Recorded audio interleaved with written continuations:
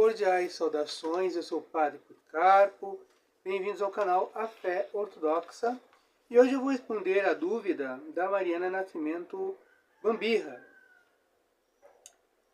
Ela escreveu: queria fazer uma pergunta honesta, por que algumas igrejas assírias não possuem nenhum tipo de ícone, não dirigem orações aos santos, nem mesmo a Maria? Eles receberam influência do protestantismo? Bom, eu poderia responder brevemente por escrito a pergunta da Mariana, mas achei a pergunta tão interessante, inteligente e profunda que merece um vídeo resposta. Porque a dúvida da Mariana pode ser dúvida de outras pessoas. Além, repito, de ser uma pergunta inteligente, profunda e, como ela disse, honesta. Eu poderia responder brevemente dizendo que eles sofreram a influência do Islã e por isso não tem imagens. Quanto à questão de eles não se dirigirem aos santos e à Virgem Maria, isso é falso, porque na liturgia eles se dirigem à Virgem Maria, sim, eles fazem orações aos santos, como as demais igrejas de origem apostólica. Mas eu vou me deter na questão das imagens, que é a questão mais interessante, porque quando você pega um vídeo do YouTube e assiste uma liturgia da igreja assíria, né, o mais chocante é que não tem ícones. Mas assim, como eu disse, isso foi influência do Islã. Por quê? Porque essa igreja ela fica no Iraque, um pouco no Iraque, um pouco na Turquia. Ela também tinha igrejas na antiga Pérsia, que hoje é o Irã. Então era uma igreja muito, muito oriental e que no Império Otomano ela sofreu grande perseguição e também no Turcomenistão, que ela chegou até a China. Então ela foi muito perseguida pelo Islã. Todas as igrejas orientais foram perseguidas pelo Islã, mas a igreja assíria do Oriente, ela foi a mais perseguida, né? Ela foi a mais perseguida. Ela quase foi dizimada pelo Islã. Tá? Então aqui eu passei a semana toda pesquisando vários sites da igreja assíria e traduzi um artigo do padre Tower Andrews, né? Deixa eu ver o nome dele, Tower Andrews. Tá? E aí ele vai falar, né, por que a igreja do Oriente não tem imagens, ou se a igreja do Oriente tinha imagens no passado. Então, parte da minha resposta é baseada aqui no artigo do padre Tower Andrews, que escreveu aí as evidências históricas das imagens na Igreja do Oriente. Claro, isso aqui é uma tradução. Bom, ele fala que a Igreja do Oriente tinha ícones, até porque ela participa da tradição comum das igrejas apostólicas, até porque ali essa igreja, né, ela é de Edessa, ali do Oriente Médio. E em Edessa tinha um mandilion, que era um tecido onde Cristo teria impresso seu próprio rosto enviado ao rei Abigar de Edessa.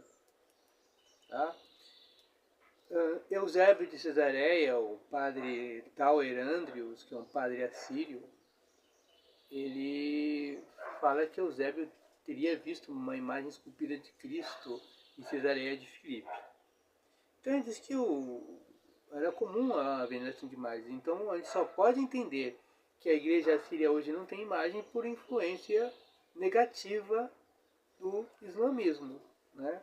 Do islamismo. Essa igreja sofreu perseguição, então é natural que, com o passar do tempo, ela tenha abandonado o uso de imagens. Porém, o que nós vemos na história da Igreja Assíria do Oriente é que ela tinha imagens, então nós temos o testemunho da patrística assíria, que as pessoas chamam erroneamente de Igreja Nestoriana, né?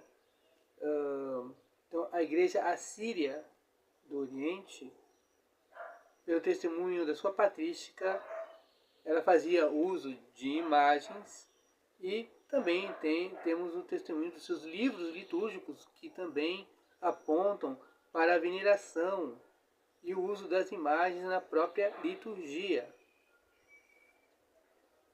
Tá? Então eu vou passar aqui ao testemunho da patrística da Igreja Assíria do Oriente.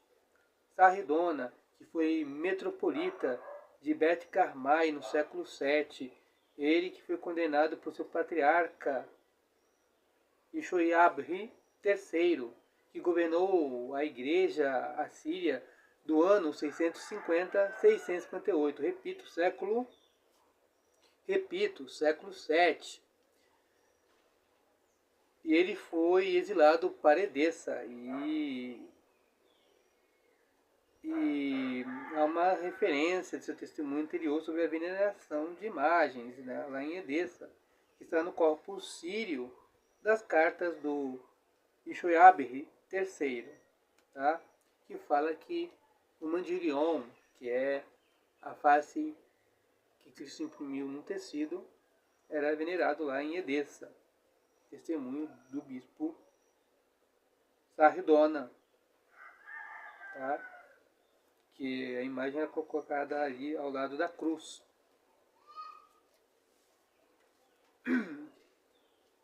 Um outro testemunho é do Gabriel Catraia, ou Gabriel Bar-Lippé, que é o autor de um comentário litúrgico. Tá? Ele era do Catar. Então, seu comentário litúrgico, o último, trata da Eucaristia. E se lê a seguinte passagem: a cruz e o Evangelho, que estão colocados sobre o altar, e acima deles o ícone de Nosso Senhor, em meio ao qual os impressionantes mistérios são consagrados. Né? Os impressionantes mistérios é o corpo e o sangue de Cristo, a Eucaristia. Para quem não sabe, a Igreja Ortodoxa chama esses sacramentos de grandes mistérios. Todos os sacramentos são mistérios, mas esses são os grandes mistérios. Então, olha só, na época do Gabriel Bar-Lippé, no século VII também, lá no Catar, tá? Lá no Catar, no século VII, ele escreveu essa passagem do seu comentário à liturgia. A cruz e o Evangelho que são colocados sobre o altar, e acima deles o ícone de Nosso Senhor, em meio ao qual os impressionantes mistérios são consagrados. Ou seja, para ter uma liturgia, para ver a consagração dos santos dons, do pão e do vinho, que se tornam o corpo e sangue de Cristo, precisava haver o Evangelho, a cruz, e acima deles a imagem de Nosso Senhor Jesus Cristo. Então esse é o testemunho de Gabriel Bar-Lippé, ou Gabriel Catraia, do Catar. Temos também o testemunho do monge assírio, monge da igreja assíria, Abraão de Bet-Hali.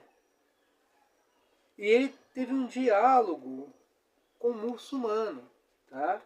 Tem até um livro desse diálogo, possuímos desse livro, do diálogo do monge Abraão com o muçulmano. E o muçulmano, nesse diálogo, fazia perguntas e ele respondia. E o muçulmano quis dizer que a religião islâmica era superior à religião cristã, porque os muçulmanos não adoravam nem a cruz, nem ícones, nem veneravam os ossos dos santos, as relíquias. Então, o monge Abraão disse que nós veneramos as imagens porque O próprio Cristo, ele mesmo fez a primeira imagem, imprimindo a sua face num pano e enviando ao rei Abigail. E quando nós veneramos a imagem de Cristo, nós veneramos o próprio rei. Quando veneramos a imagem do rei, veneramos o próprio rei. E o muçulmano, por fim, disse que conhecia a história da imagem, que ele concordava e que os cristãos realmente deveriam fazer isso, venerar. Tá? Então nós temos aí o testemunho do monge Abraão, de Bet, do mosteiro de Bet Hari. E também temos aqui o testemunho do católicos, né? Católicos é o patriarca dos assírios, católicos. Aliás, a palavra católicos também a palavra católicos ela é usada também para o patriarca dos armênios. Então, uma série de questões foram enviadas ao católicos Ishubarnum. E ele responde a um padre que precisava batizar seu próprio filho e só a mulher dele o ajudaria no batismo. Então, a criança não teria um padrinho. E ele perguntou como é que faz para ter um padrinho para poder professar a fé no lugar da criança. Então, o católico, o patriarca Ishubarnum, ele responde que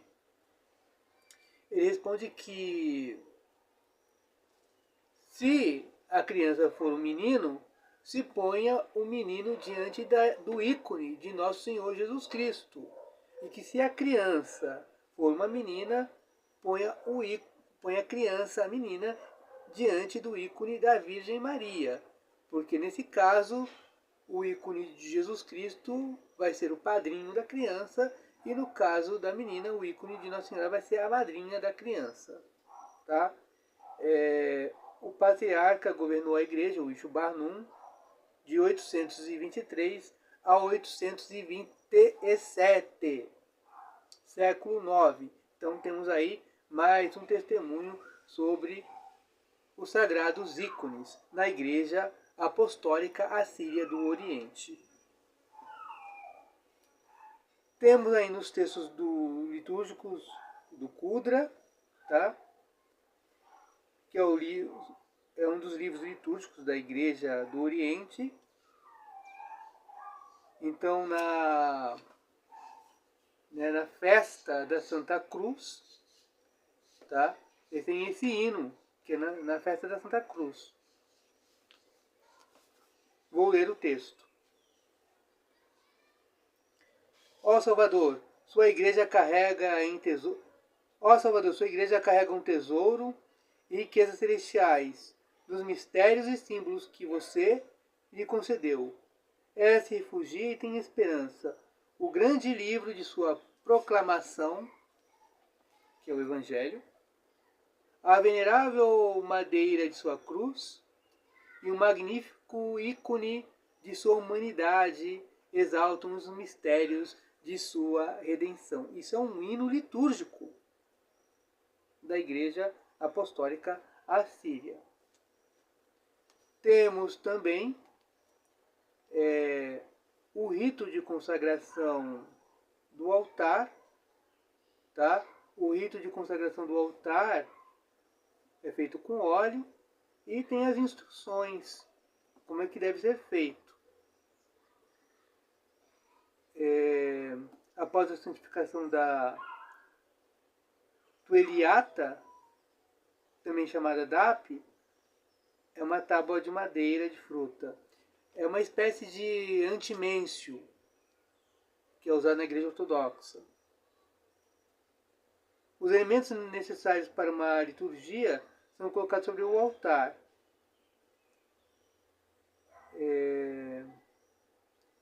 Isso é um relato aí do século VII. Então, quais são as instruções para se ungir o altar? Precisa ter ali no altar os objetos sagrados necessários para os santos mistérios, né? A patena, o cálice, os leques, o ícone, as estolas, os véus do cálice, as vestes do altar.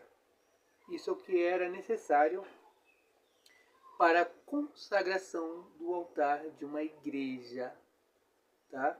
Isso se encontra nos livros litúrgicos da igreja assíria. Então, tanto os testemunhos patrísticos como os testemunhos litúrgicos mostram que a igreja apostólica assíria fazia uso de ícones. E se hoje ela não faz, isso foi devido à perseguição religiosa praticada pelo islamismo. Mas a igreja apostólica assíria, ela nunca renegou os ícones, ela nunca renegou as imagens, nunca proibiu seus fiéis de venerarem os ícones. Tá?